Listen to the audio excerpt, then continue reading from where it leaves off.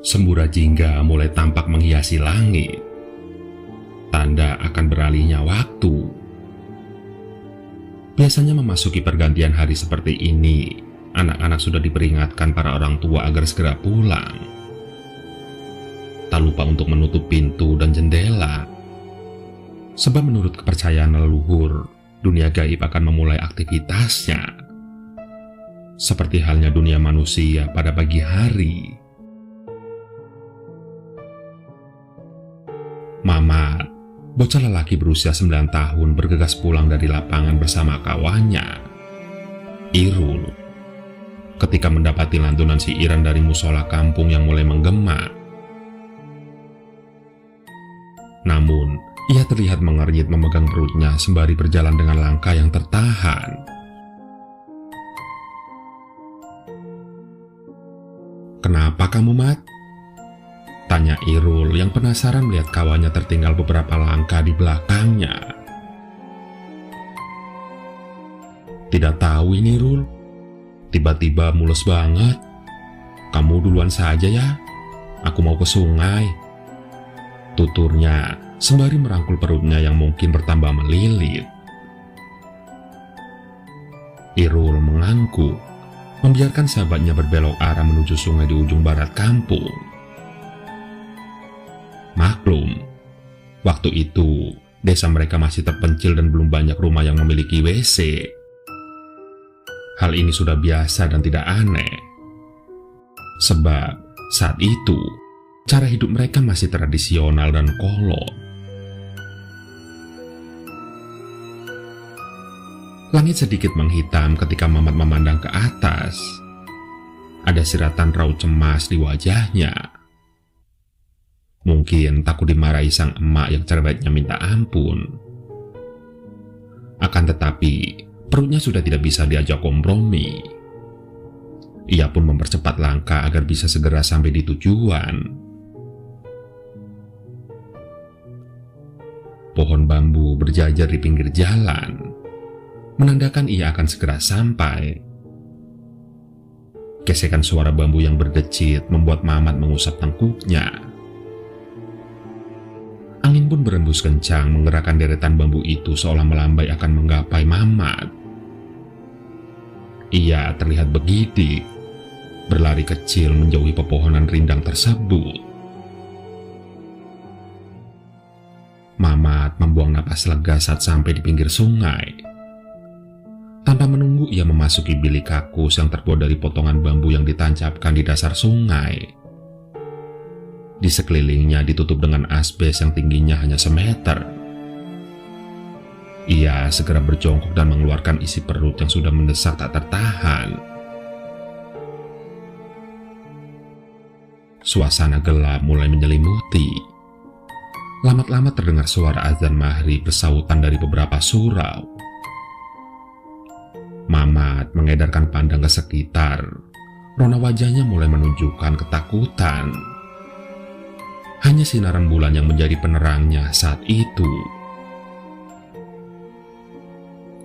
Jika saja diantar sama emaknya, ia tidak akan merasa gelisah seperti ini. Maklum, desanya masih asri. Terkadang banyak binatang liar berkeliaran di pinggir-pinggir sungai. Masih banyak ular, biawak, bahkan buaya yang sering muncul mengagetkan warga.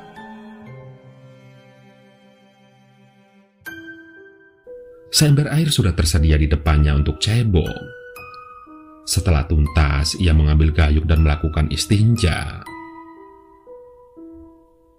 Keadaan semakin mencekam saat suara burung malam dan jangkrik mulai bersautan. Ia berdiri bersiap akan pulang. Namun ia tercekat ketika melihat sebuah cahaya kuning berpendar dari balik semak mulai mendekat. Mulutnya menganga. Tubuhnya bergetar tidak karuan. Perlahan cahaya itu mulai tampak wujudnya. Sebuah lampu teplok yang dipegang seorang wanita parubaya. Mamat mengembuskan napas. Tatkala netranya menemukan sang bude tersenyum menatapnya. mau ikut Bude?"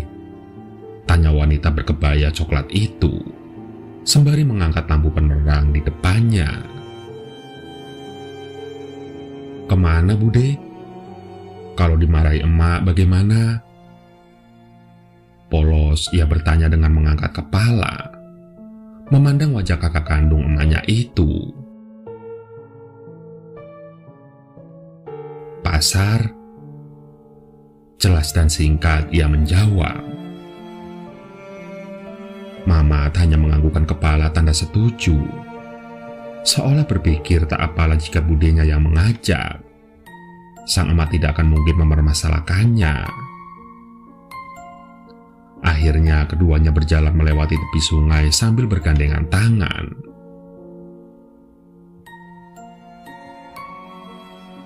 Nampak kebingungan di wajah Mamat tatkala memasuki sebuah pasar malam. Tempat itu begitu ramai lalu lalang warga memenuhi jalanan. Berbagai makanan dan kebutuhan hidup memenuhi lapak-lapak penjual. Ditambah suara alunan gamelan mendayu-dayu menambah riuh suasana. Tangannya masih setia menggamit lengan sang bude.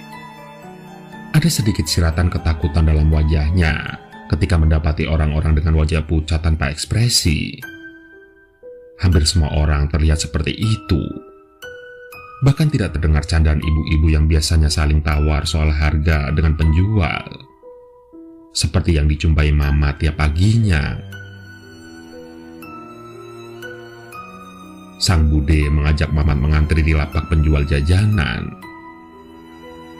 Aroma harum, gurih dan legit memenuhi rongga hidungnya.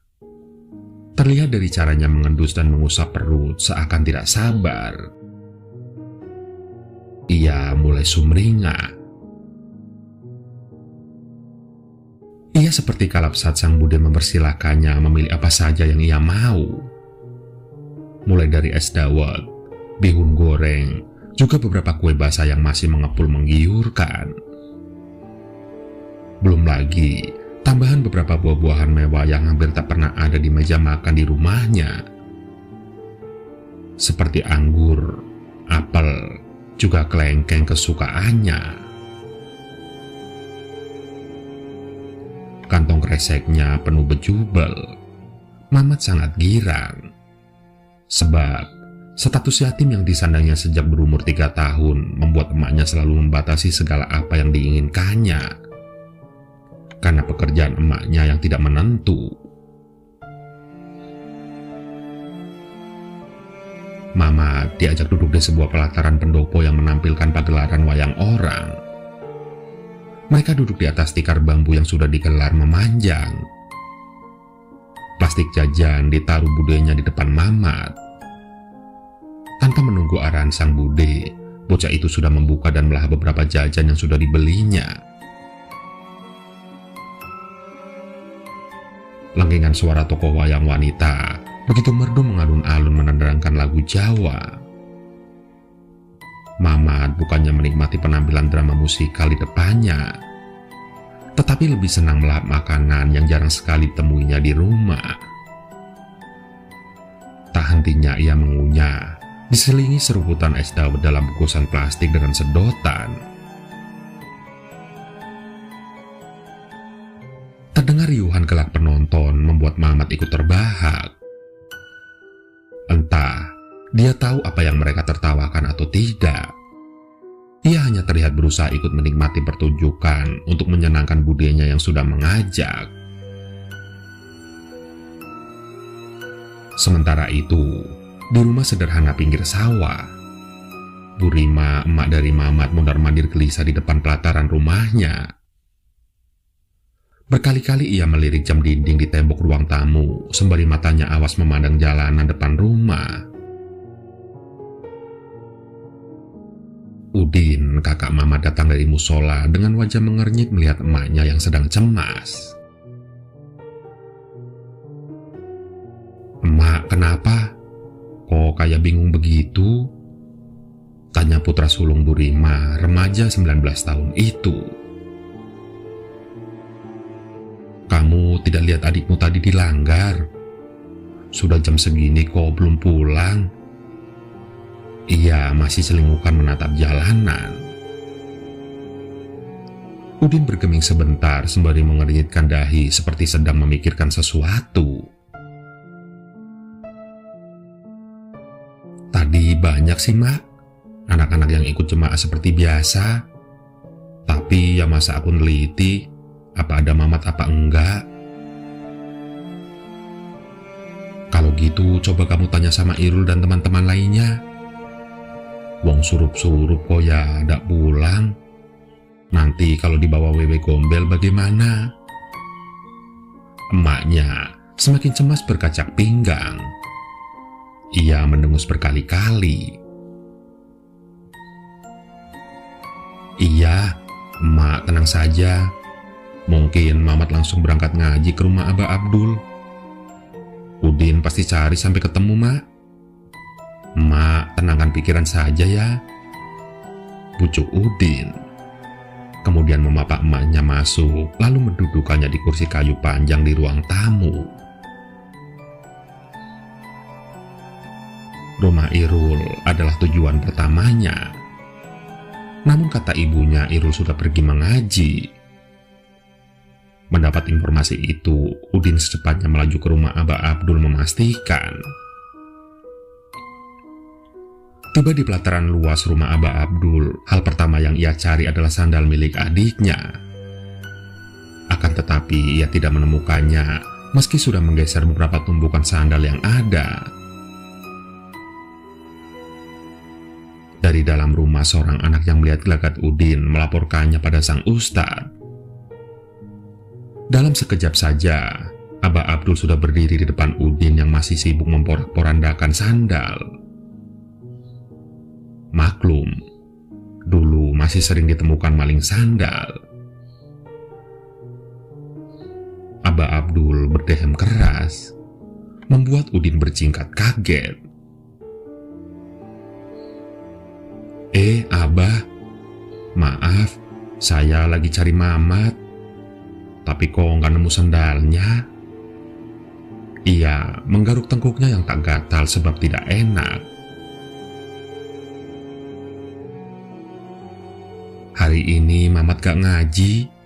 Emang di rumah gak ada? Jawab Abah Abdul yang makin membuat keduanya kebingungan. Mendengar kisah dari Udin, dari dalam ruangan Irul keluar dan berjalan mendekat. Lantas menceritakan apa yang ia tahu. Mas Udin, tadi pas pulang saat suruh, Mamat pamit ke sungai. Perutnya mules katanya. Ungkap Irul yang semakin membuat Udin kaget. Astagfirullah, kok sampai jam segini belum pulang? Jangan-jangan... Udin tidak dapat melanjutkan kalimatnya. Ia gelisah, seakan takut jika yang dikatakan emaknya tadi benar adanya. Jangan panik dulu, kamu cari dia di sungai. Nanti kalau nggak juga ketemu, kita cari sama-sama. Usul Abah Abdul menenangkan Udin. Ia pun lalu mengangguk dan bergegas pulang. Emaknya yang berada di teras seketika berdiri ketika menemukan si sulung pulang tanpa membawa adiknya. Kamu kok pulang sendiri? Mamat mana? Mak, itu. Kebingungan ia menjawabnya. Takut emaknya menjadi kepikiran. Kamu itu kalau jawab yang benar. Udin mengembuskan napas berat. Mama dari tadi sore ke sungai, kata Irul. Seketika emaknya lemas terduduk di kursi rotan depan rumah. Udin segera bersimbu di bawahnya mengelus tangan Bu Rima. Ya Allah Mamat, bener firasatku sejak tadi. Sungai itu singit tempatnya memedih, hewan-hewan buas juga. kalau kecebur juga fatal, bisa hanyut. Astagfirullah. Jangan pikir macam-macam dulu, Mak. Mari kita cari sama-sama. Abah Abdul juga mau bantu kalau Mamat belum juga ditemukan. Udin ambil senter dulu ya. Bergegas ia ke dalam rumah, kemudian berjalan tergesa beriringan dengan Bu Rima menyusuri sungai. Teriakan panggilan nama Mamat menggema memenuhi pinggiran sungai, membuat beberapa warga yang rumahnya dekat dengan sungai mulai menghambur mencari sumber suara. Hampir semua orang yang ditanyai Udin dan emaknya tidak tahu keberadaan Mamat. Bu Rima mulai terisak, tak tahu lagi harus bagaimana. Semua orang pun mulai membantu mencari Mamat. Atas perintah Udin, seorang warga pergi menjemput Abah Abdul untuk membantu. Hanya beberapa menit saja Abah Abdul sudah berada di lokasi. Dengan sigap, ia mulai membagi warga menjadi beberapa kelompok, menyusuri semak-semak dan deretan bambu yang berjejer di pinggir sungai. Ada juga yang disuruh menyerot aliran sungai, sebab kemungkinan hanyut bisa saja terjadi. Sedang emaknya ditemani ibu-ibu menunggu sembari sesenggukan duduk di belakang rumah warga. Waktu sudah semakin larut, tapi tanda keberadaan Mamat belum juga menemui titik terang. Beberapa warga mulai lelah dan mereka berhenti mencari dan duduk mengibas-ibaskan kausnya. Bu Rima berulang kali berucap maaf pada para pencari. Terlihat Abah Abdul mulai berpikir kembali. Ia menengahi para pencari lalu memberi sebuah gagasan. Maaf Bu Rima, saya harus mengatakan ini. Sepertinya hilangnya Mamat ini ada hubungannya sama makhluk tak kasat mata. Saya minta semua orang mengambil apa saja peralatan dapur dan membunyikannya sembari memanggil nama Mamat. Saya akan mencarinya melalui mata batin. Terus bunyikan sampai Mamat benar-benar ketemu. Udin, kamu atur pencarian ini. Jangan sampai ada yang terlewat. Sebab jika Mamat sudah terlalu nyaman di sana, akan sulit membawanya kembali pulang. Gagasnya saat itu juga. Udin dan warga lainnya bergegas melakukan perintah Abah Abdul. Sang emak hanya bisa berdoa sembari terisak dalam pelukan kakak kandungnya, Bude dari Mamat. Abah Abdul mulai duduk di kursi. Ia bersandar pada tembok belakang rumah warga. Terlihat ia mulai memejam. Semua mulai melakukan aktivitasnya. Bunyi pukulan tampah, wajan dan panci tanpa irama memekakan telinga.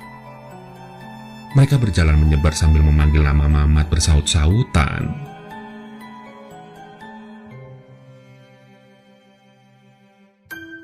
Sementara itu, di dunia yang berbeda, Mamat beserta sosok yang mirip budenya masih asik duduk menikmati pertunjukan. Perut Mamat terlihat membuncit. Sepertinya ia kekenyangan, tapi merasa sayang jika tidak dihabiskan. Buahnya dimakan juga biar tambah sehat. Habis ini kita pulang ke rumah Bude. Sudah malam. Pucuk sang Bude menyodorkan buah. Mamat melahap semua buah-buahan itu tanpa jeda. Senyumnya semakin mereka. Namun, lamat-lamat ia mendengar suara tabuhan benda serampangan membuatnya mengernyit. Anehnya beberapa orang di sampingnya mulai berjoget, seakan menikmati alunan suara tanpa irama tersebut. Ia semakin celingukan, tatkala budenya pun mulai mengikuti irama. Mat, ayo pulang nak, emakmu menunggu. Ia terdiam. Sepertinya ia mengenal suara itu. Ikuti suaraku. Suara itu semakin jelas. Itu suara ustadz ngajinya, Abah Abdul. Ia bercingkat kaget saat netranya melihat makanan di hadapannya berubah menjijikan. Es dawet yang ia pegang berubah menjadi cairan merah kental kehitaman. Bihun yang tinggal sedikit berubah menjadi cacing panjang yang menggeliat. Begitu pula dengan buah-buahan yang terlihat segar tadi, busuk dan penuh belatung. Ia menggembungkan pipi mual, seketika memuntahkan isi perutnya. Bibirnya gemetaran melihat muntahannya berupa onggokan daging busuk dan anyir.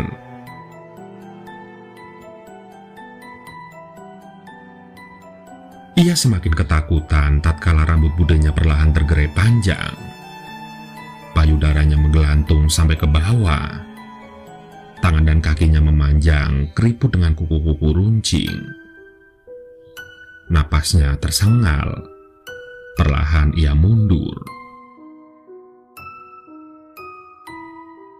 Beruntung, bebunyian itu masih membuatnya berjoget tak memedulikan Mamat. Orang-orang di sekitarnya berubah pula menjadi sosok-sosok mengerikan. Ia mulai menangis, tapi dengan isakan yang tertahan, seakan takut mengusik berbagai makhluk yang mengelilinginya. "Cepat pergi, nak. Tinggalkan mereka." Bisikan itu menyadarkannya kembali. Ia mulai mengendap-endap pergi, lantas berlari kencang. Saat sudah merasa aman, ia membalikkan badan. Betapa terkejutnya Mamat ketika melihat pasar tadi berubah menjadi tumpukan semak dan pepohonan rimbun. Begitu gelap dan mencekam. Secepatnya ia berlari tak tentu arah, sampai terjatuh berkali-kali. Tangan dan kakinya tergores semak belukar sebab gelapnya keadaan. Ia terus berlari sambil menangis memanggil nama emaknya. "Mamat, tenangkan dirimu, ikuti suaraku, kamu akan menemukanku." Ia mulai menarik napas kemudian mendengarkan dengan seksama suara panggilan itu. Abah Abdul tak hentinya mengarahkannya pulang. Ia tak ingin sambungan suaranya terputus. Sebab, jika panggilannya tidak digubris, Mamat akan kehilangan kesempatan untuk kembali. Perlahan, Mamat mulai merasakan bunyian tabuhan semakin terasa mendekat. Suara orang-orang yang memanggil namanya juga terngiang di telinganya. Ada secercah cahaya yang menyilaukan di depan. "Masuk, Mat. Itu jalanmu pulang." Ia mendengarnya sembari terharu, lantas berlari menuju cahaya itu dan menembusnya. "Kerasak, kerasak." Udin menoleh menuju suara semak yang bergemeresak, membelahnya. Seketika, ia berucap syukur menemukan adiknya meringkuk dalam semak. Ia memeluknya sambil berteriak kepada semua orang. "Mamat sudah ketemu." Semua orang lantas berhenti membunyikan alat, kemudian mengerubungi Udin dan Mamat. Keadaan Mamat begitu miris, tubuhnya penuh luka dan dari mulut sampai ke kausnya penuh noda darah mengering dan amis. Udin menggendongnya menuju Burima. Emaknya berteriak girang dan menangis haru, memeluk dan menghujani kepalanya dengan ciuman. Semua orang ikut larut dalam keharuan. Budenya mendekat dan mengusap punggungnya. Namun, Mamat berteriak kencang saat melihatnya. Ia pun mulai menceritakan semua yang dialaminya itu. Semua orang terlihat ngeri mendengarnya. Abah Abdul kemudian berpesan agar jangan pernah membiarkan anak-anak bermain saat menjelang malam.